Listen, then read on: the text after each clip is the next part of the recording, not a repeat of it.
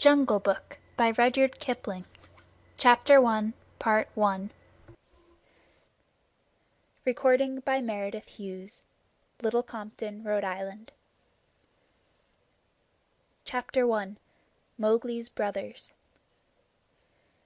Now Chill the Kite brings home the night that Mang the Bat sets free. The herds are shut in byre and hut, for loose till dawn are we. This is the hour of pride and power, Talon and tush and claw. Oh, hear the call! Good hunting all that keep the jungle law. Night Song in the Jungle. It was 7 o'clock of a very warm evening in the Seeonee Hills when Father Wolf woke up from his day's rest, scratched himself, yawned, and spread out his paws one after the other to get rid of the sleepy feeling in their tips. Mother Wolf lay with her big gray nose dropped across her 4 tumbling, squealing cubs, and the moon shone into the mouth of the cave where they all lived. "Arr!" said Father Wolf. "It is time to hunt again." He was going to spring downhill when a little shadow with a bushy tail crossed the threshold and whined, "Good luck go with you, O Chief of the Wolves!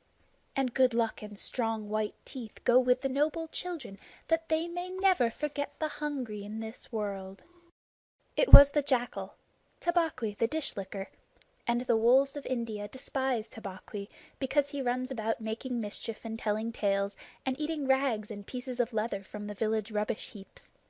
But they are afraid of him too, because Tabaqui, more than anyone else in the jungle, is apt to go mad. And then he forgets that he was ever afraid of anyone, and runs through the forest biting everything in his way. Even the tiger runs and hides when little Tabaqui goes mad, for madness is the most disgraceful thing that can overtake a wild creature. We call it hydrophobia, but they call it dewani, the madness, and run. "Enter then, and look," said Father Wolf stiffly. "But there is no food here." "For a wolf, no," said Tabaqui, "but for so mean a person as myself, a dry bone is a good feast. Who are we, the Giederlog, the Jackal people, to pick and choose?"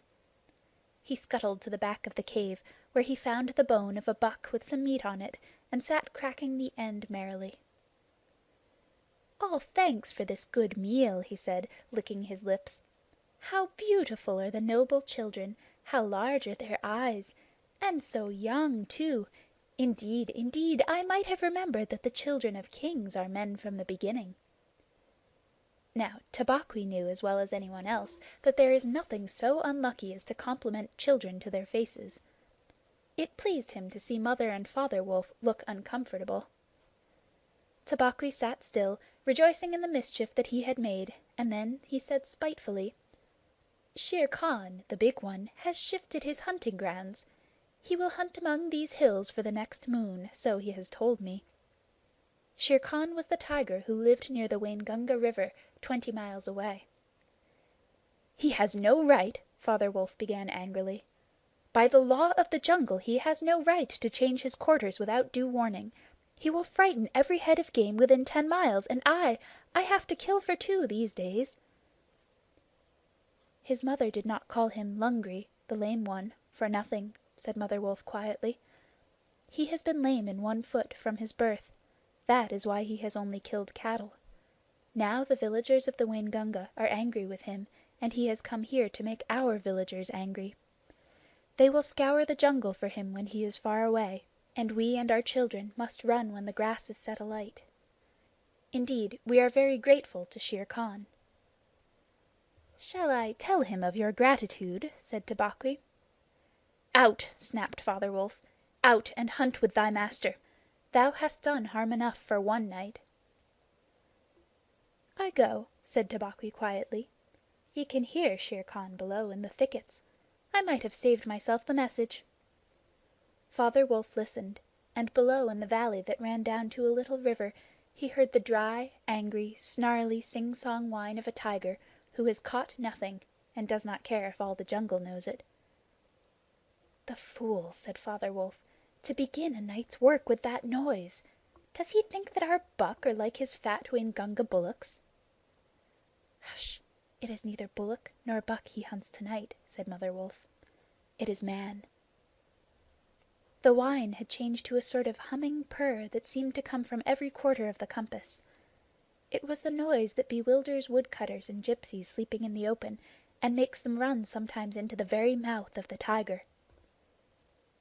"Man," said Father Wolf, showing all his white teeth. "Faugh!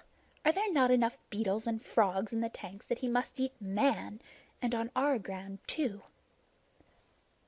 The Law of the Jungle, which never orders anything without a reason, forbids every beast to eat man except when he is killing to show his children how to kill, and then he must hunt outside the hunting grounds of his pack or tribe. The real reason for this is that man killing means, sooner or later, the arrival of white men on elephants, with guns, and hundreds of brown men with gongs and rockets and torches. Then everybody in the jungle suffers. The reason the beasts give among themselves is that man is the weakest and most defenseless of all living things, and it is unsportsmanlike to touch him. They say, too, and it is true, that man-eaters become mangy and lose their teeth. The purr grew louder, and ended in the full-throated "Arr!" of the tiger's charge. Then there was a howl, an untigerish howl, from Shere Khan. "He has missed," said Mother Wolf. "What is it?" Father Wolf ran out a few paces, and heard Shere Khan muttering and mumbling savagely as he tumbled about in the scrub. "The fool has had no more sense than to jump at a woodcutter's campfire, and has burned his feet," said Father Wolf with a grunt. "Tabaqui is with him." "Something is coming uphill," said Mother Wolf, twitching one ear. "Get ready." The bushes rustled a little in the thicket, and Father Wolf dropped with his haunches under him, ready for his leap. Then, if you had been watching, you would have seen the most wonderful thing in the world. The wolf checked in mid-spring. He made his bound before he saw what he was jumping at, and then he tried to stop himself. The result was that he shot up straight into the air for 4 or 5 feet, landing almost where he left the ground. "Man!" he snapped. "A man's cub! Look!" Directly in front of him, holding on by a low branch, stood a naked brown baby who could just walk, as soft and as dimpled a little atom as ever came to a wolf's cave at night. He looked up into Father Wolf's face and laughed. "Is that a man's cub?" said Mother Wolf. "I have never seen one. Bring it here." A wolf accustomed to moving his own cubs can, if necessary, mouth an egg without breaking it, and though Father Wolf's jaws closed right on the child's back, not a tooth even scratched the skin as he laid it down among the cubs. "How little, how naked, and how bold!" said Mother Wolf softly. The baby was pushing his way between the cubs to get closer to the warm hide. "Ahai! He is taking his meal with the others. And so this is a man's cub. Now, was there ever a wolf that could boast of a man's cub among her children?" "I have heard now and again of such a thing, but never in our pack or in my time," said Father Wolf. "He is altogether without hair, and I could kill him with a touch of my foot. But see, he looks up and is not afraid." The moonlight was blocked out of the mouth of the cave, for Shere Khan's great head and shoulders were thrust into the entrance. Tabaqui, behind him, was squeaking, my lord, it went in here!" "Shere Khan does us great honor," said Father Wolf, but his eyes were very angry. "What does Shere Khan need?" "My quarry. A man's cub went this way," said Shere Khan. "Its parents have run off. Give it to me." Shere Khan had jumped at a woodcutter's campfire, as Father Wolf had said, and was furious from the pain of his burned feet. But Father Wolf knew that the mouth of the cave was too narrow for a tiger to come in by. Even where he was, Shere Khan's shoulders and forepaws were cramped for want of room, as a man's would be if he tried to fight in a barrel. "The wolves are a free people," said Father Wolf. "They take orders from the head of the pack, and not from any striped cattle killer. The man's cub is ours, to kill if we choose." "Ye choose and ye do not choose. What talk is this of choosing? By the bull that I killed, am I to stand nosing in your dog's den for my fair dues? It is I, Shere Khan, who speak." The tiger's roar filled the cave with thunder. Mother Wolf shook herself free of the cubs and sprang forward, her eyes like two green moons in the darkness, facing the blazing eyes of Shere Khan. "And it is I, Raksha, the demon, who answers. The man's cub is mine, Lungri, mine to me. He shall not be killed. He shall live to run with the Pack and to hunt with the Pack, and in the end, look you, hunter of little naked cubs, frog-eater, fish-killer, he shall hunt thee. Now get hence, or by Sambur that I killed, I eat no starved cattle, back thou goest to thy mother, burned beast of the jungle, lamer than ever thou camest into the world. Go!" Father Wolf looked on amazed. He had almost forgotten the days when he won Mother Wolf in fair fight from 5 other wolves, when she ran in the pack and was not called the demon for compliment's sake. Shere Khan might have faced Father Wolf, but he could not stand up against Mother Wolf, for he knew that where he was she had all the advantage of the ground and would fight to the death. So he backed out of the cave mouth growling, and when he was clear he shouted, "Each dog barks in his own yard. We will see what the Pack will say to this fostering of man cubs. The cub is mine, and to my teeth he will come in the end, O bush-tailed thieves!" Mother Wolf threw herself down panting among the cubs, and Father Wolf said to her gravely, "Shere Khan speaks this much truth. The cub must be shown to the Pack. Wilt thou still keep him, Mother?" "Keep him!" she gasped. "He came naked, by night, alone and very hungry, yet he was not afraid. Look, he has pushed one of my babes to one side already. And that lame butcher would have killed him, and would have run off to the Waingunga while the villagers here hunted through all our lairs in revenge. Keep him? Assuredly I will keep him. Lie still, little frog. O thou Mowgli, for Mowgli the Frog I will call thee. The time will come when thou wilt hunt Shere Khan as he has hunted thee." "But what will our Pack say?" said Father Wolf. "The Law of the Jungle lays down very clearly that any wolf may, when he marries, withdraw from the Pack he belongs to. But as soon as his cubs are old enough to stand on their feet, he must bring them to the Pack Council, which is generally held once a month at full moon, in order that the other wolves may identify them. After that inspection, the cubs are free to run where they please, and until they have killed their first buck, no excuse is accepted if a grown wolf of the Pack kills one of them. The punishment is death where the murderer can be found, and if you think for a minute you will see that this must be so." Father Wolf waited till his cubs could run a little, and then on the night of the Pack meeting took them and Mowgli and Mother Wolf to the Council Rock, a hilltop covered with stones and boulders where 100 wolves could hide. Akela, the great gray lone wolf who led all the Pack by strength and cunning, lay out at full length on his rock, and below him sat 40 or more wolves of every size and color, from badger-colored veterans who could handle a buck alone, to young black 3-year-olds who thought they could. The lone wolf had led them for a year now. He had fallen twice into a wolf trap in his youth, and once he had been beaten and left for dead, so he knew the manners and customs of men. There was very little talking at the rock. The cubs tumbled over each other in the center of the circle where their mothers and fathers sat, and now and again a senior wolf would go quietly up to a cub, look at him carefully, and return to his place on noiseless feet. Sometimes a mother would push her cub far out into the moonlight to be sure that he had not been overlooked. Akela from his rock would cry, "Ye know the law! Ye know the law! Look well, O wolves!" And the anxious mothers would take up the call, "Look, look well, O wolves!" At last, and Mother Wolf's neck bristles lifted as the time came, Father Wolf pushed Mowgli the Frog, as they called him, into the center, where he sat laughing and playing with some pebbles that glistened in the moonlight. Akela never raised his head from his paws, but went on with the monotonous cry, "Look well!" A muffled roar came up from behind the rocks, the voice of Shere Khan crying, "The cub is mine! Give him to me! What have the Free People to do with a man's cub?" Akela never even twitched his ears. All he said was, "Look well, O wolves! What have the Free People to do with the orders of any save the Free People? Look well!" There was a chorus of deep growls, and a young wolf in his 4th year flung back Shere Khan's question to Akela.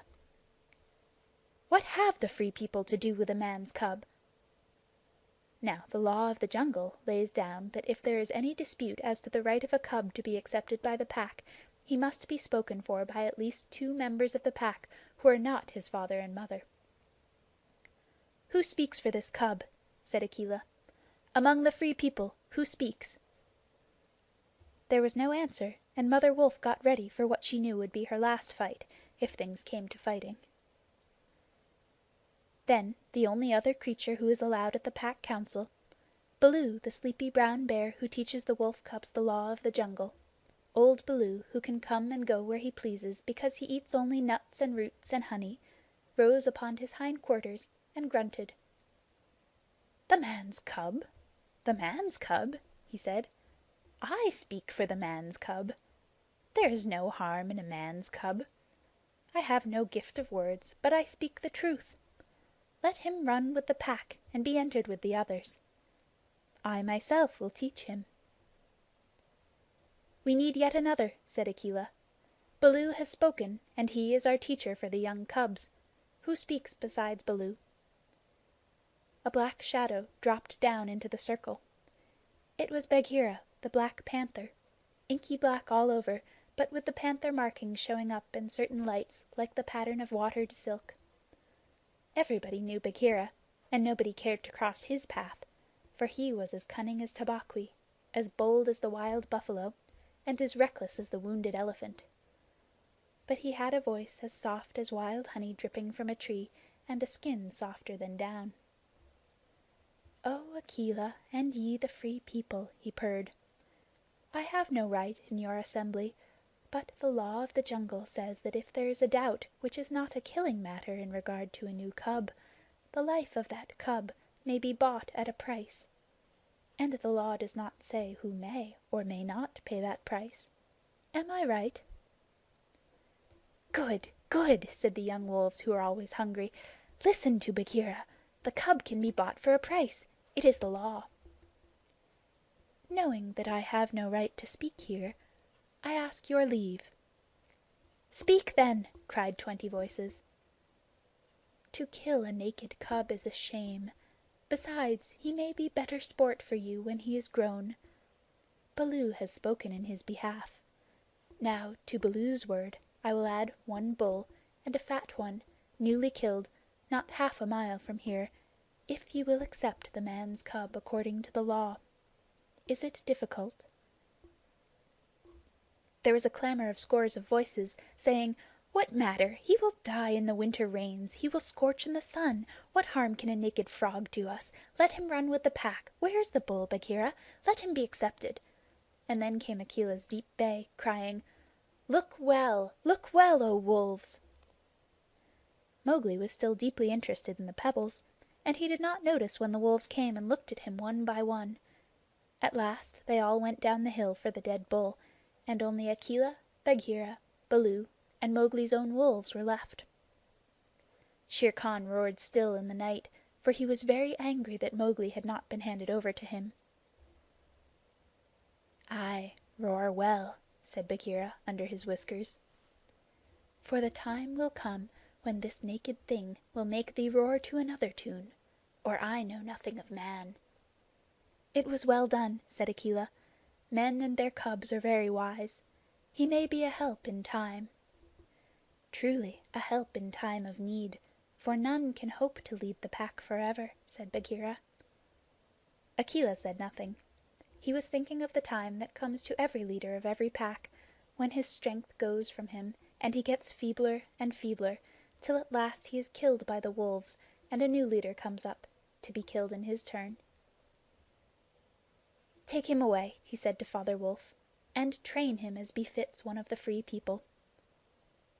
And that is how Mowgli was entered into the Seeonee Wolf Pack for the price of a bull and on Baloo's good word. End of Chapter 1, Part 1.